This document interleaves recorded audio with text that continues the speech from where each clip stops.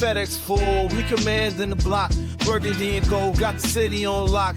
Hustling plays, ain't no need to pretend. DC reppin' strong and we fight to the end. Command is moving, no breaks, no pause. Hands in the dirt, respecting the call. K-Dot in the mid, dissect the grind. District divider with a city in mind. Join the damn squad, don't miss a bit. And you gotta spread the words, or shit is shit. K-Dot. Welcome, everyone, to District Divide, a DC Sports podcast.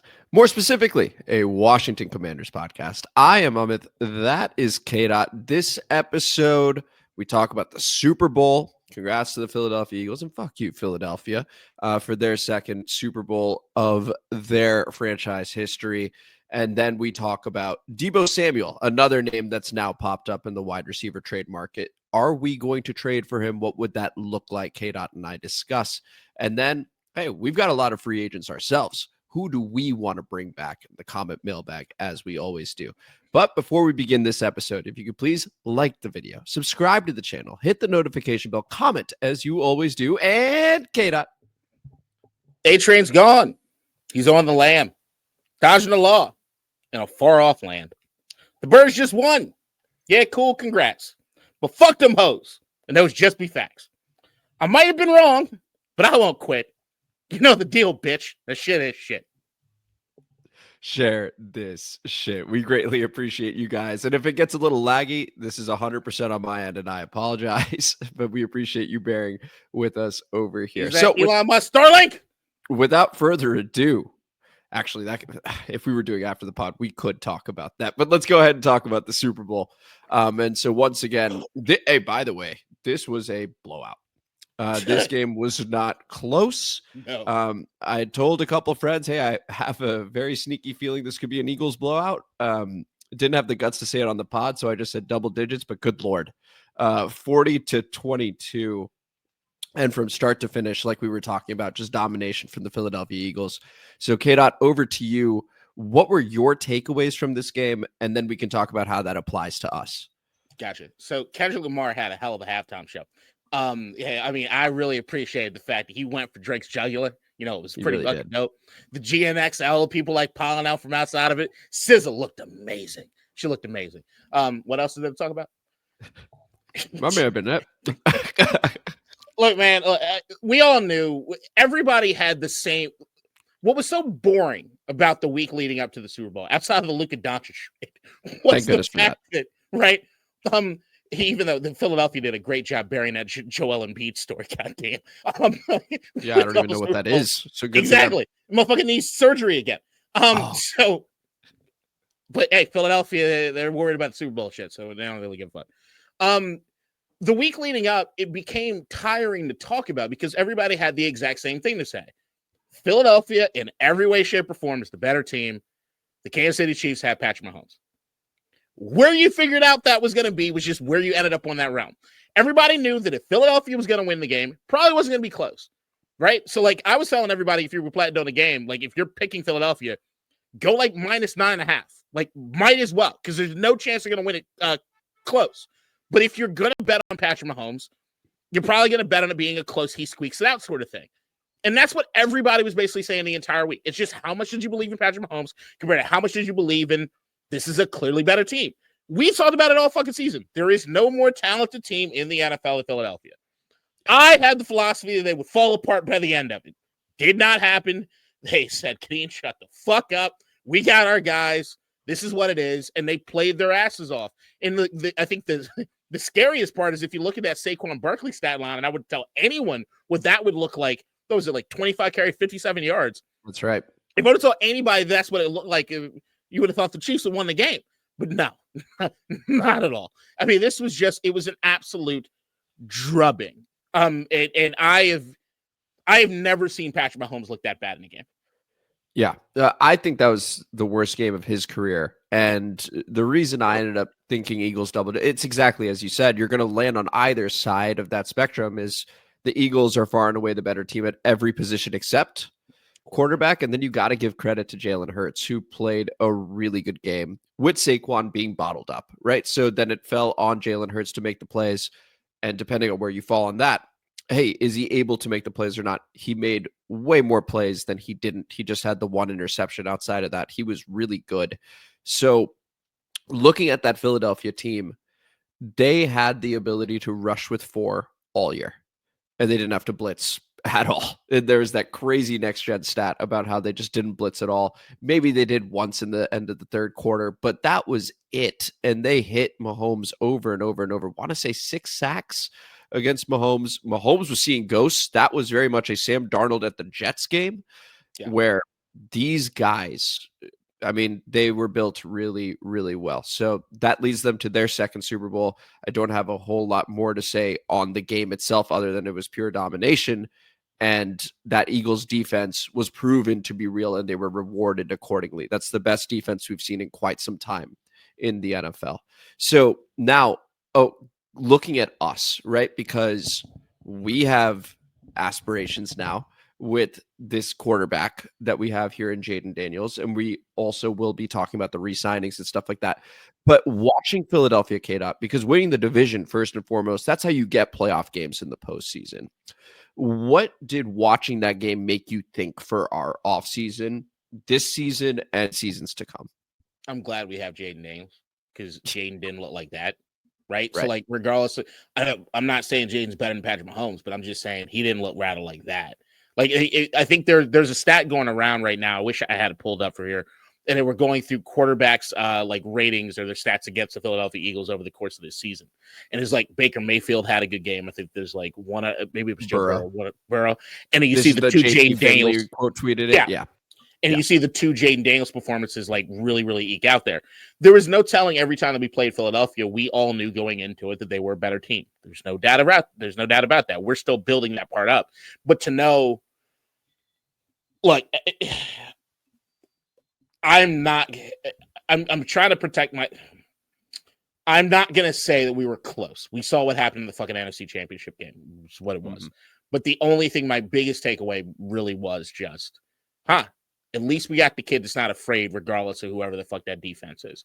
And he also did not, even as a rookie, and Lord knows that defense looked like it should have just caused nothing but chaos for a rookie, to know that they played him 3 times, and he never looked like that. Like, that to me was like the most impressive aspect of it. Are we close to Philadelphia's roster? Fucking no. No, absolutely not. But to know that at the most important position, we have a guy that doesn't look like he'd look like Patrick Mahomes did in that game, which is nuts to say, but it's true. Yeah. Relative to other quarterbacks, the Philadelphia Eagles played the whole season. There were 4 performances that were above average. So K-Dot had mentioned them. It was Baker Mayfield at the very beginning. It was Joe Burrow.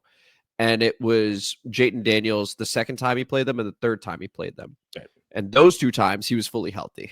Right? Because the first time it was a short week and he had the rib injury that everyone knew about. Kaylee Hartung had mentioned it, and we put that clip on a previous and he still didn't look as bad as Mahomes did in the Super Bowl. And he still, and he still didn't look as bad despite all of that, like Patrick did. So we can feel incredibly encouraged. It almost recontextualized the loss for a lot of fans going, oh, okay, well, if Patrick looks like that, then how good do we have it right now? So it is about building the roster, of course, around Jayden, whether that's offensive line, defensive line. We'll get to that in just a bit. Any final thoughts here, K-Dot, before we move on to a wide receiver in Deebo Samuel? Yeah, Philadelphia, fuck off. Fuck your team, fuck your city, fuck all of it. Fuck your parade. Fuck your cheese whiz. Like, fucking piss off. You won. No one's better because of it. Like, no one, including yourselves. You're just not better because of it. You're better people when you're underdogs. You know this too. And we just got to deal with this shit for another year. I mean, the only thing is like on a personal level, on like a human level, I feel great for Saquon Barkley. On a human level, if I wasn't a Commanders fan, I would also potentially say maybe something along the lines of, Jalen, you put your name on the fucking map. You played in 2 Super Bowls. You had damn good performances in fucking both. Put some respect on the man's name. I won't say that as me, but one could say that if they weren't me. Sure. No notes on that, K-Dot. Nothing to add. So let's go ahead and talk about the latest wide receiver name on the potential market over here in Deebo Samuel. So the context over here is there have been rumblings for more than 1 year now that Deebo Samuel could be moving on from the San Francisco 49ers and the 49ers moving on from Deebo Samuel. This time around, based on local reports, it sounds like this time it's actually happening and that he will be moved. And so whether it's via trade, whether it's via release, they are going to move on from Deebo Samuel. So, K-Dot, we've talked about Cooper Kupp already. We've talked about DK Metcalf a little bit, talked about Kyle Pitts a little bit. And of course, T. Higgins potentially signing him. So this is the latest name on the wide receiver market. There seem to be many of them. In regards to Deebo Samuel, what are your thoughts? And if you are interested in trading for the guy, what would you be willing to give up? So this is one of those, like, this is strictly and squarely, I mean, all of them are, but this is really like an Adam Peters I trust, because I mean, if anybody's going to know up close and personal what Deebo Samuel is like, we got a guy, right? Very intimately close with him. From what it seems as though, what it seems like is that the price tag might not be that crazy for him. Just because it just feels like it's just a mutual parting of ways. Like it's just, it's run its course. I don't think anybody's like too upset at each other. Like doesn't appear to be bad blood. Right. No bad blood. Like time ran its course. Just because we're going to do this thing. And Deebo's, I mean, you look at like Deebo Samuel before Christian McCaffrey came to San Francisco looked like a complete fucking revelation. He was the Swiss Army knife in that offense, doing everything. And then Christian McCaffrey comes in and is like, yeah, I'm better than you at all those things. So find something else to do. And it's just like, I never felt as though since Christian got there that he fit into the offense so perfectly. And then even in those games where Christian McCaffrey's hurt, it just didn't feel like Deebo Samuel plugged back into the offense the way he did pre-Christian McCaffrey. I don't know if that's because Deebo Samuel just doesn't have it anymore compared to where it is like he was, or is it what is the offense looking like? I haven't watched enough San Francisco tape to tell you one way or the other. I will say that there have been moments where I've definitely had Deebo or put money on Deebo Samuel, was highly disappointed at different times this season. I remember that shit. But beyond it, I mean, look, if he's gonna play anything close to the level he was, like I said, that pre-Christian McCaffrey stuff, yeah, I want him on my fucking team. And I want him because of that Swiss Army knife sort of thing. It's kind of like what I've been saying I wanted to Washington to do with Terry a little bit more, is just give him the fucking ball and just see what he can do just as a playmaker. Right. Deebo Samuel is that dude. Like, you look at the concepts that Cliff Kingsbury has in with everything that we have as far as the end arounds, and you saw some of the funky play calling and play designs that we've had. You have a guy like Deebo Samuel that can catch the ball from anywhere, run the ball from anywhere. Who doesn't want something like that on your team? Like, I think even at certain points, I know that we even had it in the comments. I think it was somebody I think went too far with it, was in the sense of like, it's a better Curtis Samuel. And there were moments in this season where I was kind of like, I kind of miss Curtis Samuel. Or like, we would have.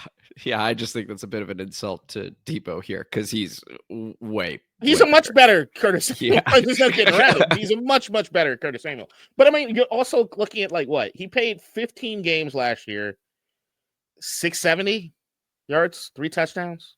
The year before that, 892 on 15 games, 7 touchdowns. The year before that, 632, 2 touchdowns in 12 games. Right. So the way I think about Deebo Samuel is this. So he's 28 years old. He's going to be 29 this coming season. And I see that we have Terry McLaurin, and I go, he's 20. He just turned 29 last month. Oh, okay. So sorry about that. Okay. Already turned 29. And, I go, man, Terry's already a similar age. Like, ideally, something that was appealing about DK Metcalf is that he is a couple years younger, right? And still going to be entering his prime. Deebo clearly already in his prime. And so from that perspective, I'm like, I don't know. But in Adam Peters, we trust has always been first and foremost where we're at. Adam Peters comes from this exact organization. He knows what Deebo Samuel is capable of doing. And this is the receiver I would be most excited for if we were to trade for. Because, K-Dot, those numbers you read, could you read them one more time, please? His stats? Yeah, pull them back up. Thank you. So receiving last year, 51 receptions for 670 yards. 3 touchdowns. Right. And so that is an offense that features Christian McCaffrey. Now, last season, he missed a whole bunch of time, then comes back a little bit, but they are primarily a running team. And so they have a number of backs that they'll end up using: Jordan Mason, Isaac Guerrero, etc. They've got George Kittle. They had Brandon Ayuk for most of the season, then he gets hurt, and they got Jawan Jennings. So you're talking about a number of different options that they have, and those are his numbers. If you plug them into our offense, it's Terry and then it's Deebo, or vice versa, however you want to do it. I would expect those numbers to shoot up. I don't think he's nearly as good a receiver as Terry, but when we talk about what he was able to do with San Francisco before Christian McCaffrey got there, he's a few years older now, but I think he would play a really important role in the offense, and I think he would have a really nice first year with us. He blocks very well. He's really difficult to bring down in open space. I think this is the kind of guy from a physicality standpoint that can really help promote the culture that we're trying to build over here in Washington. So I would be very, very excited if we were to trade for Deebo, and I think he would cost less than people expect. So that's where I stand on Deebo, which is that I wouldn't be the most excited because I myself don't have personal experience with the guy, but Adam does, presumably. And so if Adam decides, hey, I want this guy, I would be very excited for it. That's where I land. All right. Just a couple things. Number one, I historically, San Francisco is absolutely a run first team. But when Christian McCaffrey went down, things did change quite a bit. They, I think they had the 4th most passing yards in the league last year. 22nd in attempts, no doubt. It wasn't as high as anything, and they were middle of the pack running football. The thing that I look at with Deebo is that, number one, the same thing I think about anytime that I see like a Sean McVay or a Kyle Shanahan or one of these coaches or front offices that know what the fuck they're doing. There's a reason to getting rid of a guy. Just put that out there. There's a reason to getting rid of a guy. And when you tell me as far as Deebo Samuel, once again, I haven't been truly excited about him since pre-Christian McCaffrey. When I hear Brandon Ayuk and then Jawan Jennings and even Ricky Pearsall at times this year, you couldn't beat those guys. Like, I understand that maybe you're asking for a little bit better, but it's like you couldn't beat. Now, here's the thing. If you're coming to Washington for what I think the tweet that you sent me in the group text was like a 5th rounder, I don't give a fuck. Do it. Like, who gives? Yeah, fine, do it. But it's like, but if you're asking for a lot more than that, I don't know. It's like I haven't been excited about Deebo in a few years. That's it. And trust me, this is 4 years ago. I would have made an argument. I would have been wrong, but I think I did have an argument that he was like a top 2, top 3 receiver, just in the sense of everything that he could do. Or not a receiver, but a top 3 player in the league. Like, I looked at him as like one of those game record type things. And I don't know how you go from that to, I haven't quite seen it for 3 years, and I expect you to get back to that. It doesn't typically happen. It won't, just to be clear. Okay. It won't. Okay. Before a 5th round pick, if that's honestly all it takes to get him, number one, also still red flag. They're getting rid of Deebo Samuel for a 5th round pick. But then, second, fine. It's a 5th rounder. Like, I'd take a fly you want to do when you look at this team, and as we're going to get into the free agency stuff, we've got 2 receivers under contract. Yeah, I'm cool with it. Like, we need bodies. And all right, well, I'll put it to you this way. Do I trust Deebo Samuel more than I trust the guys that we have on that free agency list? Yeah, probably. Yeah, I mean, definitively. Yeah. Probably. You're right, probably. Okay, so here's the other thing about a 5th round pick cost. So we get into Deebo's contract now. So this is the final year of his deal. And so he would probably be looking for an extension, right? Yep. So that's something else that needs to be factored in. That could also be why it costs a 5th, right? Which is that there is an expectation from Deebo's side of things that, hey, if I'm coming here, I want a new deal. I would say it's a bit risky. You don't necessarily need to do that. You could have him for a year, be like, hey, we've traded a 5th for you. You prove it to us in this culture. It's a new environment for you. We'll happily re-sign you. No problem. We will happily extend you after we see it, right? Deebo, you're a bit older from the last time we've seen the production that we're hoping for. And so why don't you go ahead and prove it to us? and we will give you what you want at that point. So just something else that contributes to the conversation, contributes to the cost, and contributes to the thinking when it comes to a guy like Deebo Samuel. Again, a lot of the receivers we've talked about, older side, right? Like with Cooper Kupp being the prime example over there, and DK Metcalf being on the other side, which is why I think you and I are a bit more excited at that possibility should they choose to move on, is that he's younger. He's got the size that we're looking for. It's a different profile of player. Deebo's sort of in the middle, right? And so that is just part of the conversation. Do we extend him as soon as we get him? Should we choose to do that? I don't know. I don't think that's necessarily a guarantee, but he's an intriguing player. He's an excellent football player. We talk about wide receivers, but as a football player, this guy's phenomenal. He does it all. He really does. Like, that's why we like him a lot. But okay, you seem to have a reaction to that. Go ahead. I think you're going too far. Like, that's just okay. I think that was true at one point. I don't think it was true last season. No, it wasn't true last season. It might not have been true for 3 seasons. Like, that's what I'm saying. Is like, I know for a fact it wasn't true last season. I'm saying we might have to go back a few years. Yeah. Once again, so again, I'm not expecting. I don't give a shit. I don't give a shit about a 5th round pick. I don't care. A 5th round pick for somebody that's proven they could do something in the league, okay with me. Like, here's the thing. There's a lot of guys in the league that you have to find. There's a long list of guys that trade for a 5th round pick. If you've shown me you can be a starter in the NFL, yeah, you'll get a 5th round pick for you. I don't give a fuck about that. So I would absolutely do it. I would absolutely do it for a 5th round pick. But yeah, I just would say I would absolutely temper expectations. Oh, here's the thing. I think he'll do better than people expect. Just because of all the other talent around. And again, the Christian McCaffrey signing, changing his role completely.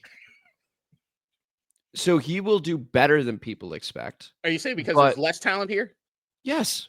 Okay. So way more opportunity here. So I think you're getting more bang for buck here relative to where else he could go. That's what I'm saying. That's it. You know where I think Deebo is a pretty good fit? Where? For what they already have? Baltimore. Yeah, I could see that. I think he would be more I think he'd still be more productive here. Right, because they have Derrick Henry. That's going to be a lot of the offense. They like Zay Flowers. They've got Mark Andrews. Isaiah likely shows up in important moments for them. They've got some guys. They've got more than we have. All right, is that fair? This way. He might get targets. I don't know how productive the targets will be. That's the question, right? And so hopefully, right. I don't give a fuck about how many targets he gets. Curtis Samuel got a lot of targets that year. What the fuck did we do with him? Like, I think of Deebo Samuel with Cliff. And Cliff Kingsbury had a fantastic first year as an OC over here, right? Yeah. And I go, okay, I think that type of mind with this type of player, we could have a really nice 1 year. I don't know about beyond that, but cool that's the way I'm thinking about that. Okay. I'm absolutely cool with that. I'm saying I'm not expecting 2021 Deebo. I want to be very clear. Okay. I'm not. Would I trade a 5th round pick for Curtis Samuel? Yeah.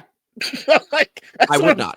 See, I would not. I don't care about a 5th round pick. That's what I'm saying. I don't give a fuck. So, like, what wouldn't I do for a 5th round pick? I don't care about it. Have you shown me you can do something in the league? That should be a separate episode where we just give you a 5th round pick and I just name people and you go yes or no. Let's go ahead and talk about our own signings. Also, I will say this. I will say that I did follow this because Black Twitter was on top of this. At least Black Sports Twitter was on top of this. He was not great when it came to media and other things last year. I'm just throwing that out there. He was a bit of a malcontent. By the way, that is super important to evaluate when it comes to what we're trying to build over here, right? Because there are certain players that I think are very, very talented where if we feel shit like that's going to happen, I don't want them, right? So that is something that Adam Peters and Dan Quinn will have to weigh. Was that because of the San Francisco situation, or is it just something that he will do regardless of where he is? That is something that needs to be considered for sure. I'm just saying, if we had the conversation at least slightly about DK might not fit as far as the locker room, I would absolutely say that Deebo has to have that conversation. No, and that's an important piece of the conversation and something that would absolutely weigh on my mind as well. And so now let's go ahead and talk about players that were here last year, that did fit in last year, and we're a part of a pretty historic team, at least in the last couple, 2-3 decades, right? So Oh, yeah. we have a number of names over here that KDOT is now going to show on the screen. Which one do you want? Let's go with the overall list, and then we'll go Okay. to the offense. So these are all the names of the players that are unrestricted free agents. The one thing you'll notice about this is that if we were to do this for any other team, it would not be nearly as long. So we had a number of 1-year deals, a number of 2-year deals just prior that have resulted in the list over here. And so now if we flip to just the offense, you're going to see salaries from this past season to give you an idea of who we were paying. The KJ Osborne one's a bit interesting because we picked him up very late. We did not give him a full $4 million, just to be clear. But these are the contracts from last season so that you guys have an idea of, okay, when we're talking about these names, well, how much would it cost when it comes to bringing these players back? So thank you for that. KDOT, over to you. A lot of names on that list.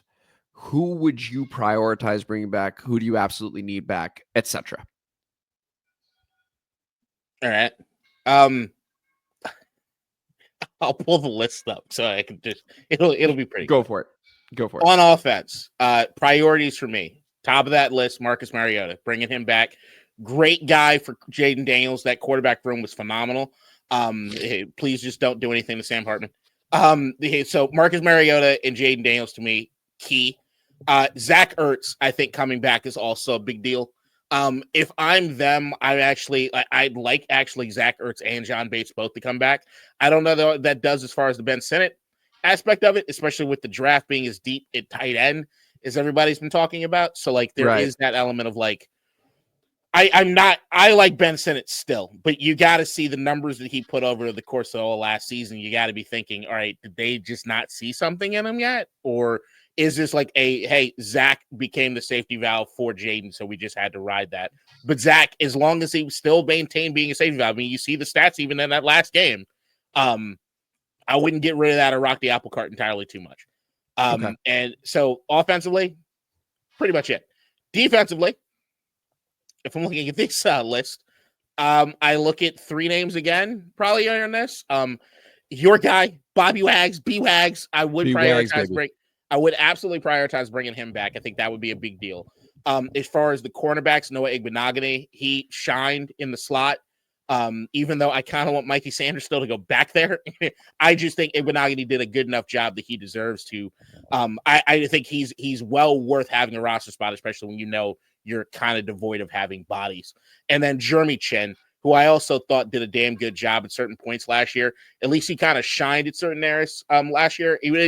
Overall, from looking at the entire season for Jeremy Chinn, I'm kind of like, he had some hiccups here and there, but overall, I did like the way that he was training.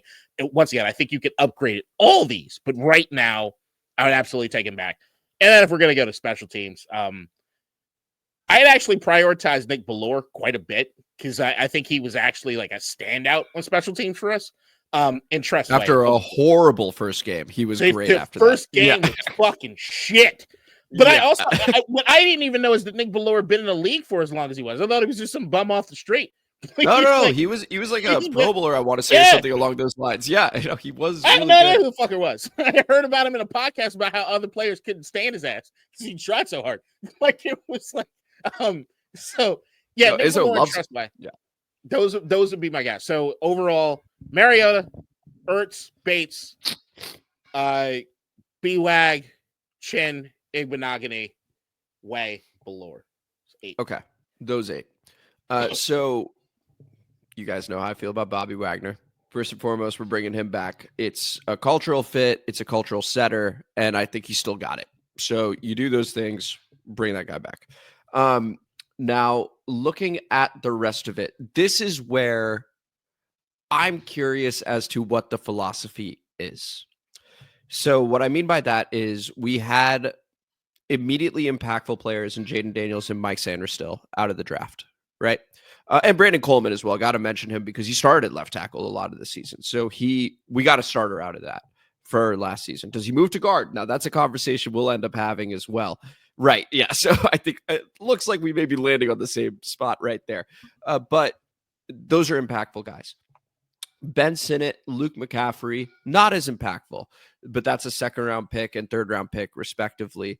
But you want to see what you have in them. I see a report from John Keim saying that the team is really high on Jordan McKee, who played linebacker, right? But he was hurt a lot of the year. Well, what do we expect from him? So this is where we get into draft picks that didn't hit this year. Right. Do we create space for them this coming year? And so that is where Zach Ertz gets very interesting for me, because I could make the case, hey, I'm bringing, first off, not both Bates and Ertz. If I'm bringing one back, I'm honestly open to either. If you want Ertz back, that's fine. But does he move to tight end 2 this time, and we give Ben Sinnott the opportunity at tight end 1? He gets an entire offseason in the building. Is that an opportunity for him to elevate? And you bring Zach Ertz back with that understanding. Hey, we drafted Ben in the second round. We want to give him an opportunity here. Yeah. Mike Sanders still. We drafted him to be in the slot. I think this is where you take a swing. Let him go to the slot. You know that going into this offseason, and you bring in a different corner to play on the outside, right? So this is where I go, okay, we saw success in Zach Ertz at tight end. We saw success with Mike Sanders still at cornerback too. Is that who we want to be this coming year? Or do we want to go with what we initially wanted to do with the draft? So that's what I'm attempting to convey over here. And so I hope that it's the latter, where we go, hey, last year, it was a lot of duct tape, let's be clear. And it was great. And we got leadership in. Bobby, of course, fits in a special category for me because he was also second team All-Pro. But when it comes to the other guys, I think this is where we go, hey, thank you. And now we're going with what our original plan was. So that is Mike Sanders still in the slot. That is Ben Sinnott playing a heck of a lot more. And maybe that means that you're drafting another tight end. It's a very rich tight end class once again, more so this year than last year. And in regards to special teams, K-Dot, I'm on the exact same page as you. That's going to be Tress Way. That's going to be Nick Bellore. I want both those guys back. So I'm still got some time here, of course, still thinking about the other names on the list. And as we do more episodes, I'll give clearer answers on those. But Bobby's my clear, absolutely want him back. Nick Bellore, Tress Way, open to Zach Ertz. And I would like Mariota. I think Mariota may end up getting the chance to start in Las Vegas. I think they're going to go pretty hard after him. That's the Chip Kelly, Pete Carroll spot. And so he's got some connections over there in terms of how they want to play things. I think it's a very smooth transition. And in the limited time he had over here, he was fantastic. So I think he's an excellent bridge to whomever they want to play long term. For Gardner to switch. Exactly right. You finally get your Gardner Minshew. So that's where I stand. Sorry, that was a bit long-winded, but it's the philosophical discussion for me takes place now. Who do we want to be? I understand that too. I remember that was your argument about Zach Ertz was basically the exact same argument I made about Bobby Wagner a week or two ago, which is that yes, are you standing in the way of anybody, right? The reason that Bobby, so the thing with Frankie Louvu's technically a linebacker, but he plays everywhere, all over the fucking field. You can't really designate him any sort of thing.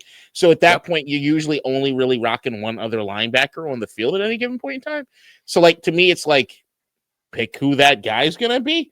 I maybe you start seeing they rotate and get Jordan McGee some more snaps, whatever, with Bobby Wagner. I'm cool with kind of seeing that over the course of a year. But like I said, if it's standing in the way of going to go get a stud linebacker, then yeah, I'm moving on, right? Because I rather have that stud younger linebacker kind of rotating with seeing what we can do as far as moving forward. That's just me. Right. Tight end wise, the 2021 Kansas City Chiefs was a team that went into the season with 4 tight ends. I'm with it. I actually think the only reason I'm so hard pressed as far as the Zach Ertz part of it is he was the one outside of Terry McLaurin that had the absolute best relationship and rapport on the field with Jaden Daniels. You know how much I love that. Yeah, he was absolutely crucial to everything that was happening with Jaden Daniels. I can look at the rest of this offensive list, right? And you see the one position that we have the most as far as the free agents go is those wide receivers. And I look at those wide receivers and I say, everyone except for KJ Osborne, unless there's something I'm not remembering, had at least a moment or a game where it looked like they might have had a combination or something with Terry, but nobody sustained it over the course of the fucking season. I need some sort of like familiarity with Jaden Daniels as far as what he's having on the field. And it's got to be outside of just Terry McLaurin. Because, like, if you got a defense that's going to cap off and be like, all right, we're going to take Terry away from his ass, I need some other safety valve there for him, somebody that he understands and appreciates. I can't look at anybody in the wide receiver room and say, oh, that's the guy. I just can't. So, like, tight end ends up being where it is. And, like, if I'm them, you clearly know Zach Ertz is not the future. Like, you know Zach Ertz is not the future. But you also know Ertz nor Senate can block anywhere near as good as John Bates can block. And I'm sorry, but when you have an offensive line that's about to go through a complete fucking rebuild, I can't afford to lose somebody that can block as good as John Bates. So that's why I'm prioritizing both. And I understand it might feel like a luxury, but I actually think it's a necessity for if you look at where the holes is in this offense and what I'm looking at as far as Jaden's development. I would absolutely draft another tight end in this tight end rich draft and just see what it is that's happening between Benson and maybe the other guy. Maybe the other guy ends up being more of a receiving threat. Maybe he gets more playing time than Ben Sinnott. But what I would say is that by the end of this season, Zach Ertz should not be on the roster. Okay. No, actually, you make a very compelling case there, K-Dot. I think if we're bringing both back, which I'm now open to based on what you just said, and you brought up a really good point in terms of Bates blocking and our offensive line issues that we have, fine with me. I do want to hear reports that Ben Sinnott is getting a heck of a lot of first-team reps. If not all of them, we got to see, right? That's a second-round pick by year 2 with a guy like that you invest that much in. You got to see if he's got it or not. So we just need to figure that out this coming season. One other wide receiver name, because I didn't say it and I meant to. I know he fumbled in the NFC Championship game, and man, was it frustrating because it felt like it was an easy strip. I think we have to bring Dymai Brown back. And the reason I think we have to, and I'm very pressed on it, is because once the game's already mattered, but once we got to the playoffs, Dymai Brown became an incredibly important name for us. And I don't take performing in the playoffs for granted, right? Like, he stepped up against Tampa Bay. He stepped up against Detroit. And I think he would have against Philly if not for that early setback. So I like the development of Dymai Brown over the course of this season, especially in the playoffs, that it's worth bringing him back. If you're unsure, make it a 2-year deal. That's fine. But I like what he was developing with Jaden when the moment truly mattered.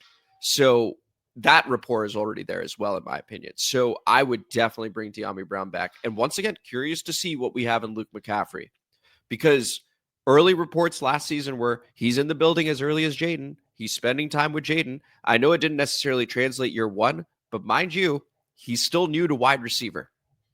He is. So, and we know what his brother can do, and we know what his dad could do. So I anticipate that Luke has every opportunity to be a very good player. So what does he become in year 2 with the full offseason where he's not like, where am I going this offseason? He's here, right? So I'm also excited at the prospect of Luke McCaffrey stepping up. So, yeah, going back to the list, remember, 2 receivers are under contract going into next year, which means more than likely more than one of those names is probably going to come back. And if I'm looking at that list of names, the only guy that I'm I'm not even going to go as far as excited, but like curious to see come back is probably Dymai Brown. I know everybody else has had their moments. Zacchaeus definitely had his moments early on in the season. Crowder, he showed his veteran savvy and was his help as far as on special teams at certain moments. Noah Brown, in like some brief moments, actually looked like, holy shit, he might be like safety valve. If I was looking at that list of guys and then knowing, all right, Terry's coming back, Luke's coming back, it really does look like there's going to be a play made for a receiver for us at some point this offseason, even though I'm not trusting any of the media, because if you listen to the media this last offseason, they got everything fucking wrong about it. So, but let's say that we make a move for somebody else. So yeah, you got 3, right? You add 2 more from that list. Do you feel fine? Do you feel fine going into this year? Maybe. Like, Dymai Brown has upside. Do you pick between a Zacchaeus and a Crowder? If the receiver you end up getting is like Deebo, do you need to go for more size Is that where you kind of Noah Brown's a bigger guy? Is that what you want to do? That's what I probably see end up happening more than anything, unless they see another receiver that they really, really like in the draft. And at that point, I'd will that list down to 1. And probably Dymai Brown is the 1.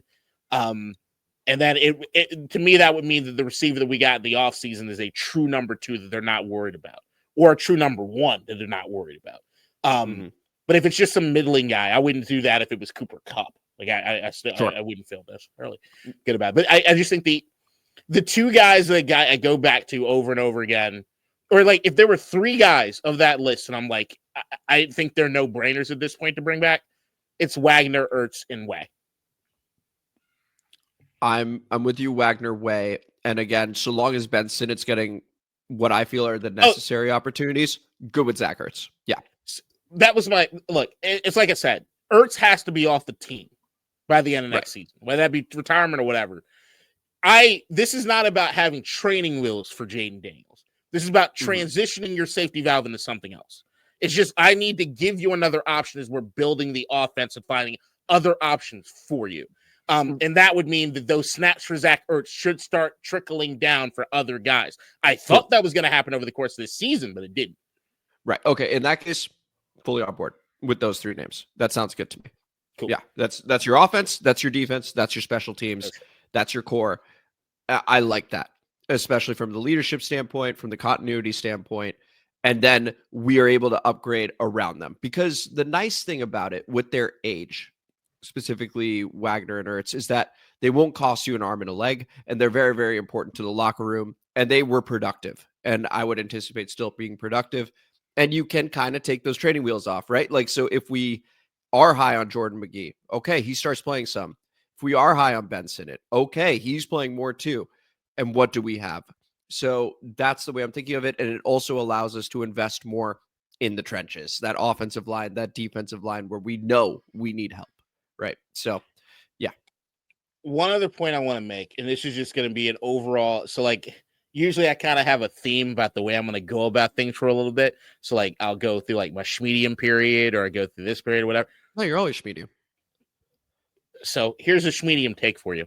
Okay. There is a very, very, very, very, very good chance that this team is worse next year than it was this year. I think that it is very strong. When you see the list of the number of players that are unrestricted free agents, as we show in that fucking list, as you said early on, there is no other team that has this sort of look going for it, right? Correct. We all think, you look at these players on an individual level and you think you should be able to upgrade from these guys. You should be able to upgrade from these guys, right? Look, my number 1 free agent coming into this offseason was Trey Smith. That boy got fucking rocked. Goddamn game, boy. Had me kind of rethinking some things. And Kansas City may be like, man, we need to bring him back anyway. Right. So, yeah. So, I don't know. So it's like, if you're seeing that much turnover, the variance is so high. Was it something about this particular group of players playing together that they just got the best out of each other and things went their way and they went on this run? If you're wholesale bringing in a whole bunch of other guys, you're hoping the locker room's really, really strong, but you have no idea if this is the same, what this recipe is going to kind of come out. And we all know that the schedule is going to be probably harder this year than it was last year. So like it's a lot of shit. It's just long term. As we've been saying, there's a 5-year plan that I got in my mind, right? Like, I think we're back within 5 years to where it is that we just saw this team being. But it's a process, man. You see that list of unrestricted free agents, you're just like, what the fuck? There's no guarantee that you bring in a bunch of 1-year dudes or anything like that they're going to be anywhere near as good as what it is that we got out of these guys this year. Absolutely. And I think that's a really important point to, I'm the eternal optimist, especially on this show. No. But K-Dot, you're 100% correct. And I think anybody just going, oh, okay, we'll just get back to the NFC Championship game, I would just point you back to the last 3 decades and go, no, you know that's not how this works. And we described this last season as magical for a reason. It's not just fun. It truly was magic, right? Like, this was unprecedented. Unbelievable. You hear Kyle Brandt say, hey, by the way, anybody that wants to do this, sorry, you can't, because there is no Jaden Daniels just out there. There's no Dan Quinn just out there. There is no new owner suddenly just appearing for you. Nope. This was truly unprecedented. So let's pump the brakes. And it is about building the correct locker room culture, etc., so that we can go to a number of championship games, hopefully like the Kansas City Chiefs, hopefully like the Philadelphia Eagles from the early 2000s. That's what we're hoping to build. This is the long-term building that's taking place now, where we have a number of names that stay for a while. So with that, let's go ahead. Any final thoughts, K-Dot? Nope, but we're good. Perfect. And with that, we go to the comment mailbag featuring an intro from our very own Nikki. Comment mailbag time, motherfuckers. District divided, ain't got time for no suckers. Spread the word, get in line. OGs and new G's, it's your time. And spread the gospel, cause this shit is divine. Yeah. All right. Thank you as always for that intro, Nikki. Beginning with, and we should because they won the Super Bowl, Coach with 2 comments. So beginning with Coach. This is before the Super Bowl, and then there's one after the Super Bowl. Before the Super Bowl. Appreciate the love from A-Train. I agree about 31-21 Philly. Also, thank you for including Philly and Detroit when talking about the offseason. This is in reference to the Myles Garrett conversation about if we get him, then they don't. Now that Washington is nationally relevant for the first time in decades, it's time for those broader conference conversations. Curious to see what AP and Howie do this offseason. Go Birds. That's the first comment. And here's the second comment. And this is again after the Super Bowl. My honest feelings about Washington's football team as a Philadelphia Eagles fan. I feel incredibly validated in the Super Bowl for many reasons. 1, the Eagles won. 2, Ertz and Sirianni got valuation and validation from most mainstream analysts. 3, the best team beat the best quarterback. 4, the trenches matter. 5, physicality matters. If you are willing to build legit roster talent, especially in the trenches, and adopt an attitude of physicality, welcome to national relevance. If you like having a Peter Pan quarterback that can consistently do Houdini shit around the league's worst roster, feel free to lose every game next season. Well, I mean, they won the Super Bowl, so he's allowed to have any take he wants right now. So congratulations, Coach, on the Super Bowl. It is our podcast, but it is the comment mailbag, and we read all of it. So, K-Dot, your reaction to the... I just wanted you to react to that more than me, honestly, because, look, we're recording this. Well, we can't disclose where you are, laws. But as far as on my end, it's 1:30 a.m. come Friday when we're recording this, which means the parade for these fuckers is coming out, right? Correct. I hate you guys. But that's just I can't.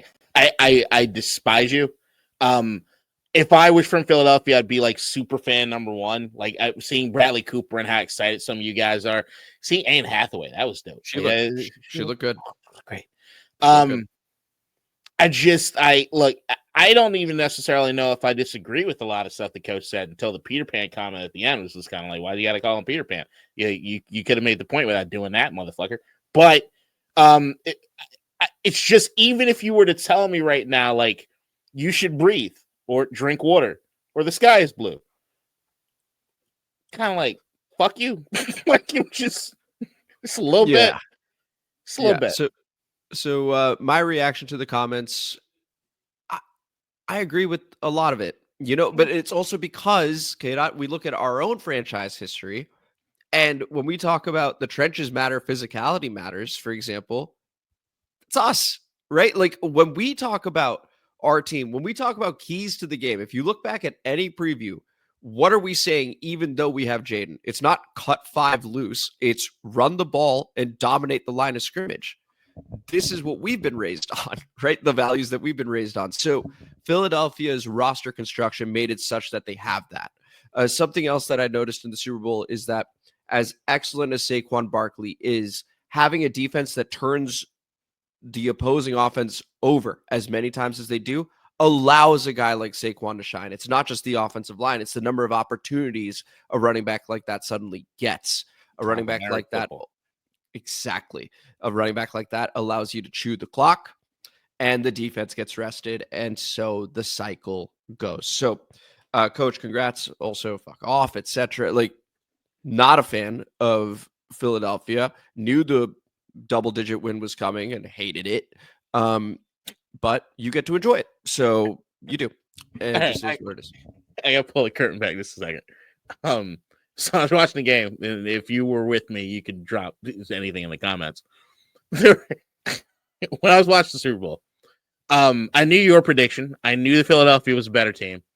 When they were down like 10-0, I'm like, Mahomes has still got it. He's got it in the bag. When they went down 34, nothing. You know what I did? What? Everybody looked at me, and I was like, I put $50 more down on Kansas City.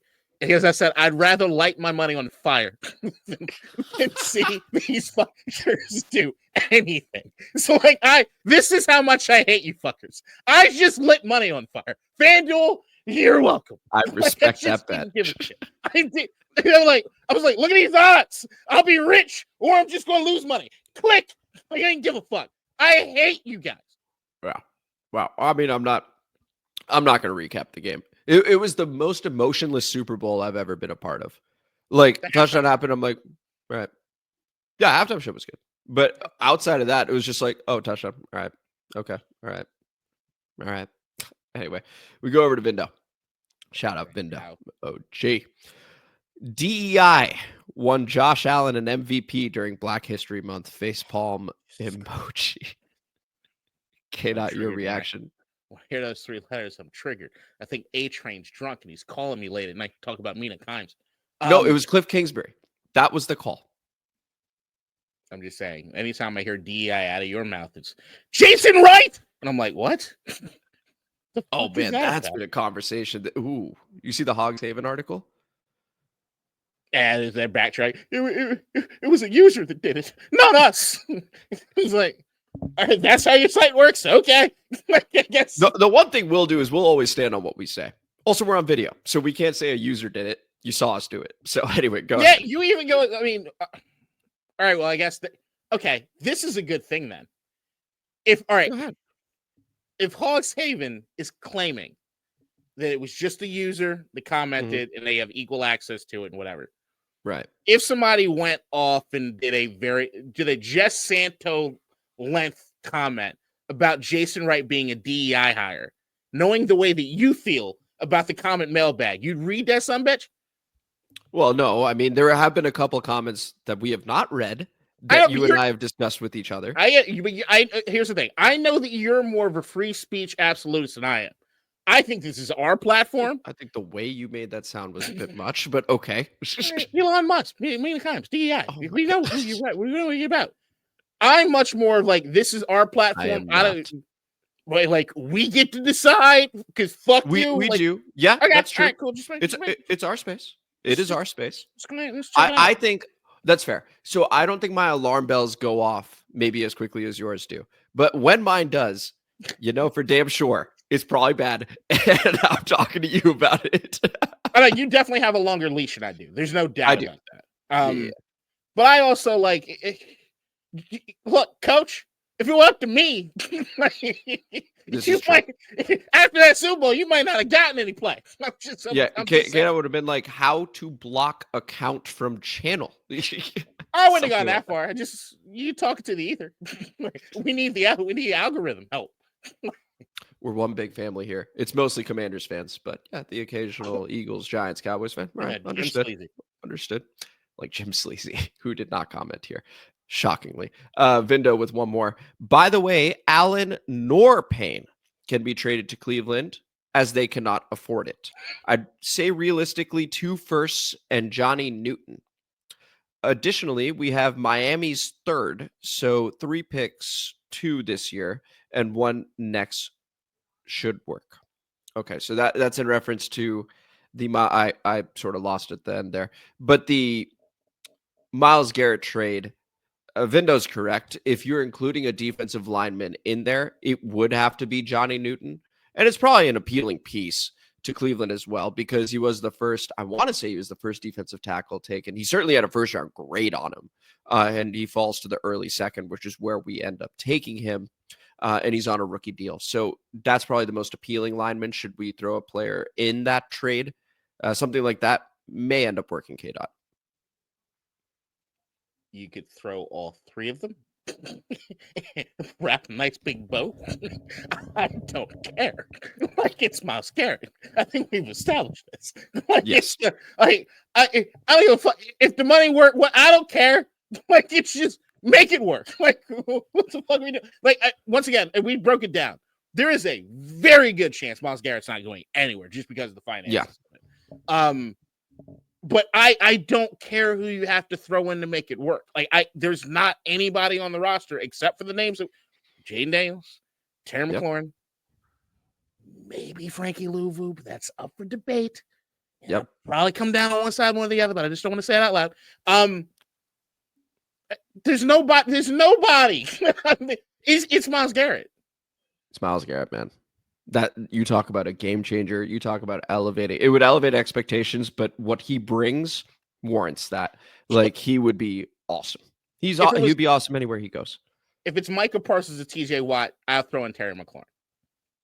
I would not. Just saying. Would not. That's where I'm at. Like, okay. I love Terry. I fucking love Terry. I adore Terry. We'll figure something out. We go to Earl Bruce, who has a question for Coach Lombard, who honestly is a bit of a celebrity in the comments. New York Giants, Dallas, or Washington? Who's the best? There's a bit of a back and forth. This is in reference to roster. And so Coach obviously gives the answer. See, this one I won't read. If you want to see it, it's in our comments. There you go. Did it. We go over to Bet Boy to NYC. Shout out. I feel a little like the get off my lawn guy saying this, but F Tyreek Hill, y'all. The dude left a Super Bowl team for more money, then quit on his new team because they lost too much. Do whatever it takes to get Myles Garrett, and watch how awesome it makes Payne and Allen look. And the secondary. Shit. The window would officially be open. Do it, please. And so that is something that has not been discussed, actually, because Allen and Payne would not be able to be included in that deal due to affordability issues. How much better could Myles Garrett make those two look is certainly a topic of conversation as well. K-Dot, you have a look on your face. Go ahead.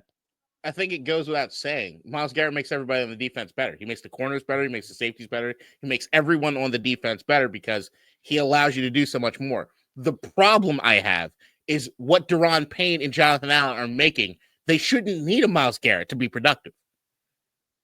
No, we're in total agreement about that, by the way. Okay. It's not something we talk about often because we're like, okay, let's see how the team does. Let's see how the team does. When you hear us say we'll see or let's see how the team does, just know we're holding back a little something for players that we expect more from. There's not any shit. I can go as far as to say it helps out Dorrance Armstrong and Dante Fowler because they'll be more fresh. It literally helps everybody. It helps the offense. There's no one it doesn't help. Helps your mental health.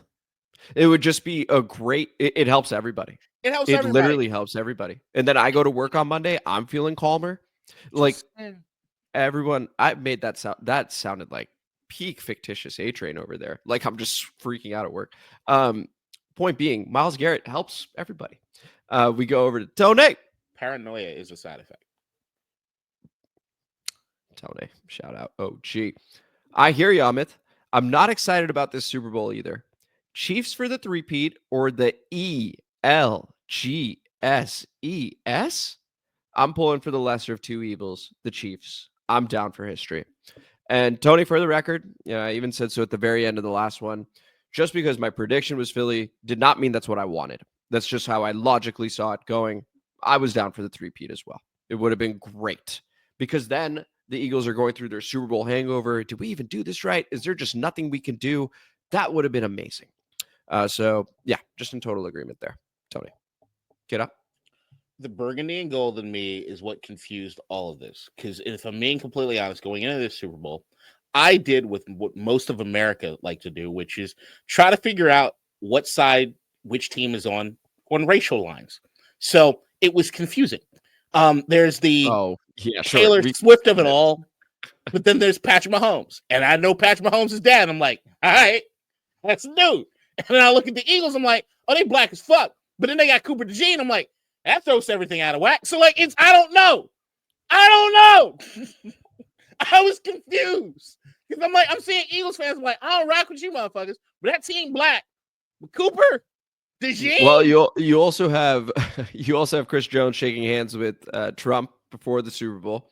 Disgusting. We know where Britt's at, which means we know where Pat's at, So there's and Jeffrey Lurie, one of the better owners, just to be totally honest, from the political side of stuff. Was it for the burgundy and gold of it all? Yes. Am I happy with the outcome? Maybe. Oh yeah, I mean, I think so. But Cooper, if not for the burgundy and gold of it all, I think we're rooting for Philly, right? We're probably the objective, hey, we don't want history. No, if we're not NFC East people, right? That's what I'm saying. I'm not who I am. If we're not right, if you are not you, right, and you're like a Tennessee Titans fan, I don't use the you do. I don't turn it to an alter ego because I put a substance in me. You know what? It's just the economist in me just weighing things accordingly. That's all I'm doing. Oh yeah, that's what got you. That's why you're far away. You weighing things you shouldn't be weighing, and then selling them, and then using the product. As soon as I said weigh, I was like, Biggie told you, you don't use your own supply. Don't stop. We got. How you think you got that waterfront house? Well played. We go to Jamal BB Charbon with a couple comments here. Shout out. Not letting the name thing go. The name Redskins was not just the name of a football team. At least 90% of Native Americans identify and are proud of that name because it is a reference to the red war paint used by the Warriors. That is the issue I have. Like you guys, if we were called anything else initially, I would not care about the name. We could be called the Washington Nightcrawlers, and I would be happy and support the team. Pun intended.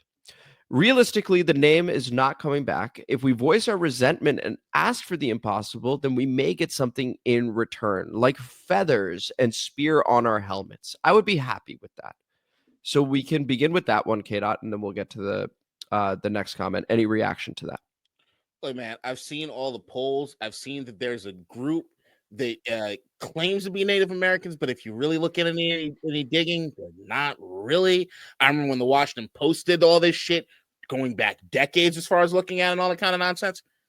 I'm just over it. Yeah, I'm over it too. I just want to. So I do. Oh yeah. By the way, I think we may end up getting those back anyway. Just to be clear, because they're talking about a rebrand. I think that's on the board.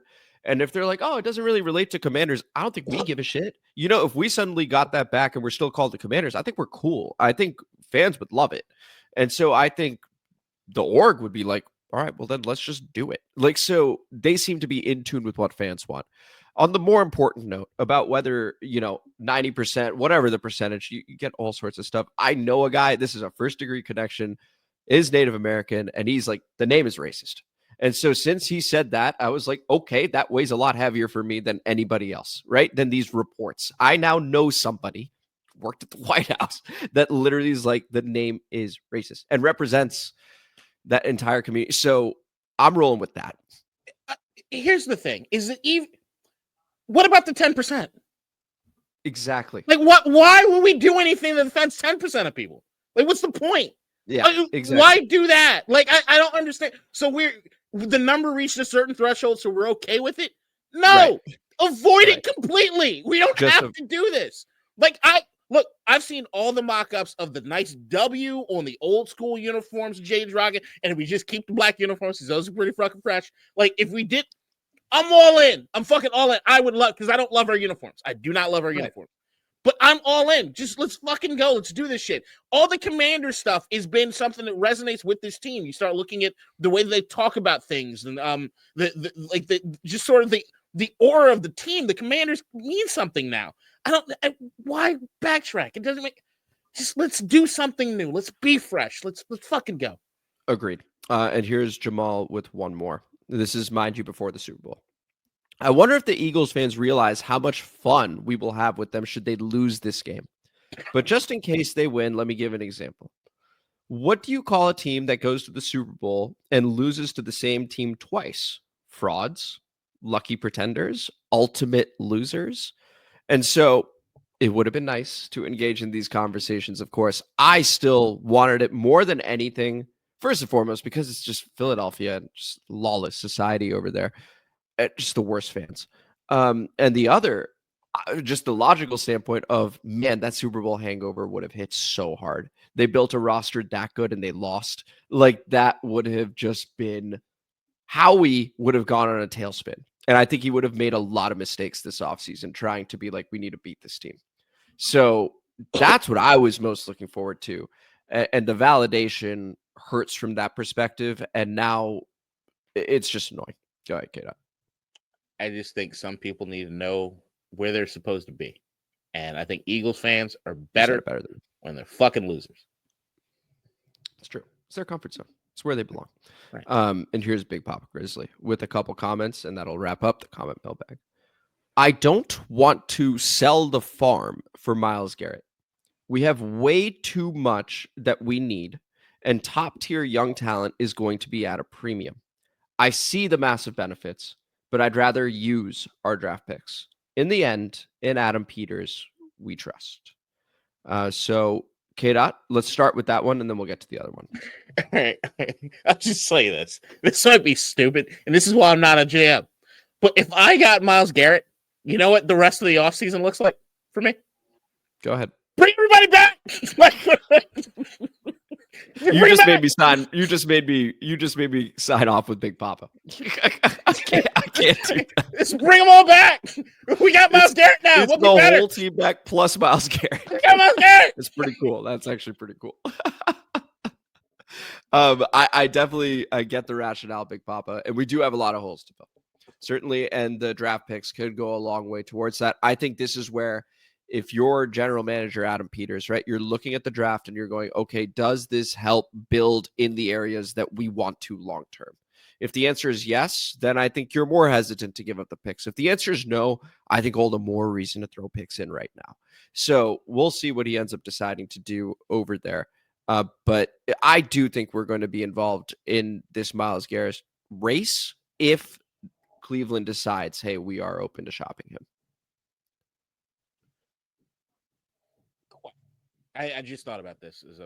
Go ahead. I just thought about this list. So I'm looking at this list, okay? Mm-hmm. They sign all these guys on like 1-year deals. Some of them were on 2-year deals come the end of the Ron Rivera era, right? Yes. When they come in. And I'm looking at that list. And I see what it is that happened as far as by the end of the season, right? And where it is we were and where we ended up. Was the thought process from the team just to get bodies to fill the roster, or was the hope that enough of the guys they signed 1 year would then turn into multi-year contracts that we want to, like, was it a bunch of taking chances? And if that is the case, when we look at that list, was it a failure or success? I see. So the way I would answer that is I think Adam Peters wanted as much flexibility into this offseason as possible. Okay. So I think he goes, I think it's more the first one of like, let's fill bodies, people we know, people we trust, right? That need jobs that we know can do the job. And from there, we will be able to identify what we need. So thank you very much. I don't think they anticipated an NFC Championship game. I know Adam Peters certainly didn't. Maybe Dan Quinn did. I think you do have to be a bit psycho to get to the Joe Witt said that beautifully, actually, that you do need to be a little bit crazy, to get to this point, to be able to believe in yourselves, to get to this type of point, right? These are a lot of 1-year deals. A lot of guys that are like, I'm just here, I'm just getting my stats and I'm out. And all of a sudden we build a pretty beautiful locker room out of it and we're in the NFC Championship game. Spot on. Go ahead. The follow-up question would be, if the answer, like you said, was they were trying to gauge where we were. Yeah. If the answer was you still need everything, well, okay. So I think we maybe make it sound a touch more extreme. I'm joking. I'm but oh sure. So if at the end, so let's say we go like what 3-14 or something, it's like, well, Yeah. But that's the thing. I think that this is why I think this offseason is so weird. Is that you see a team that made it to the NFC fucking championship game. Right. And you're like, all right, how do you improve on that?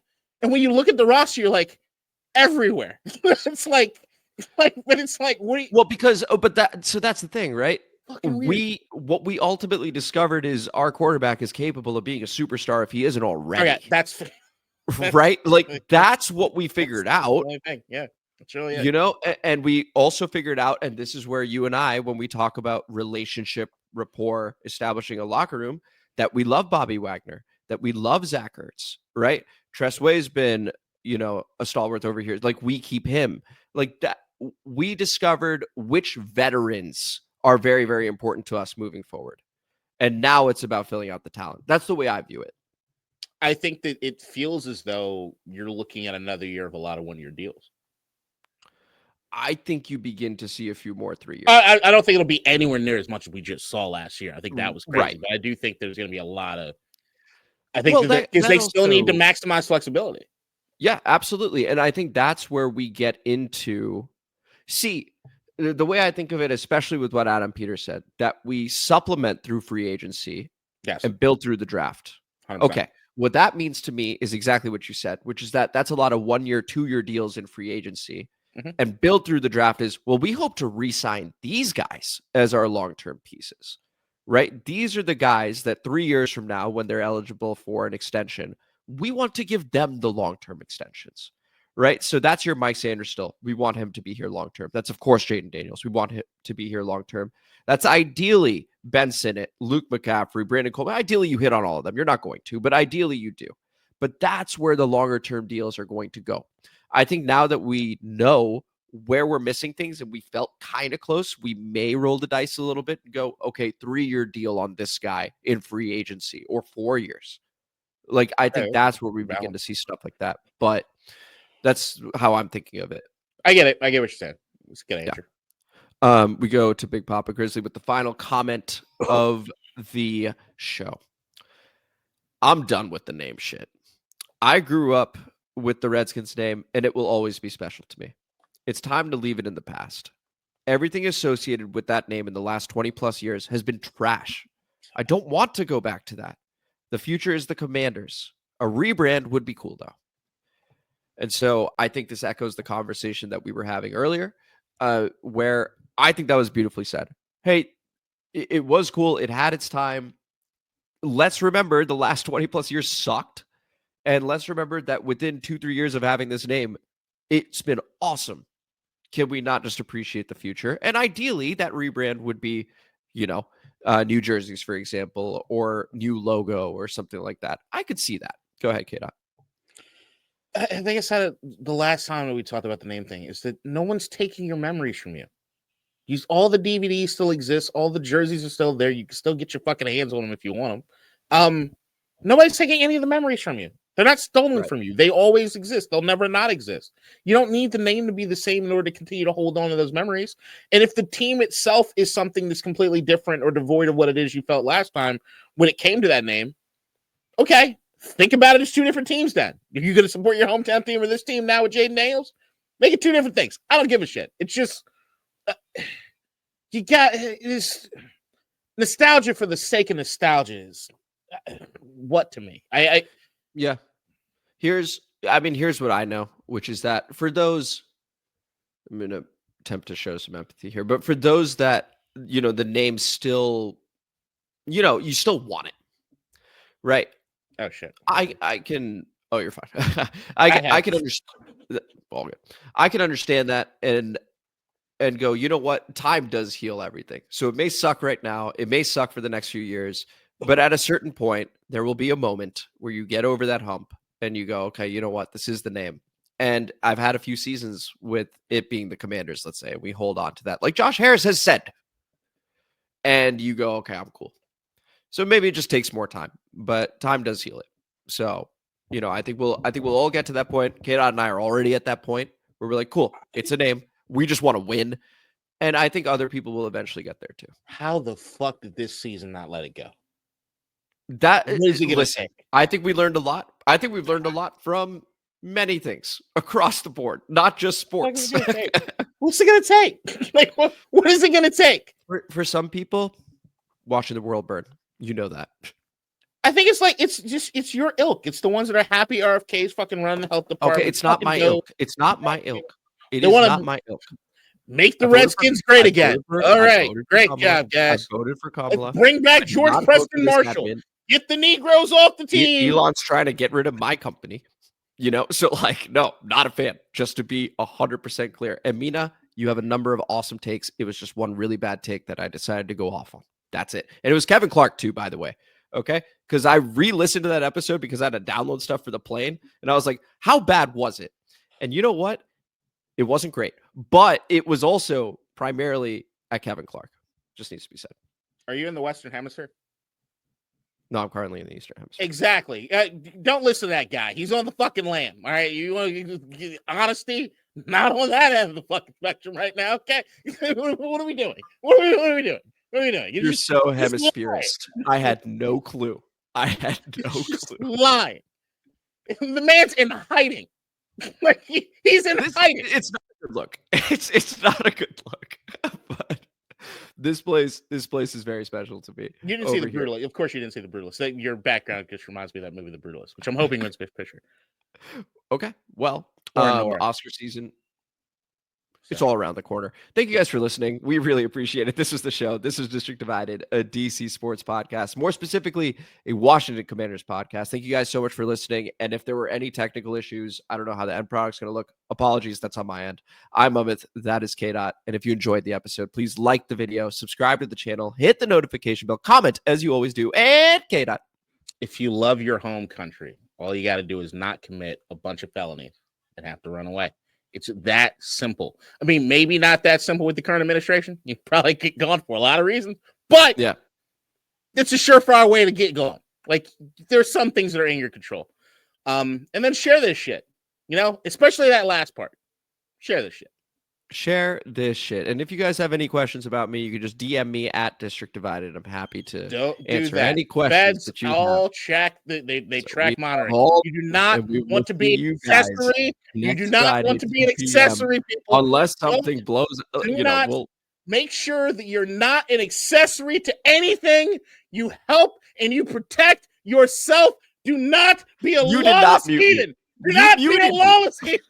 You muted me. I know I can do it. I'm shocking. I was like, wait, what? We'll see you guys next time. Thanks. Bye, everybody. In DC, we're just hoping that you listen.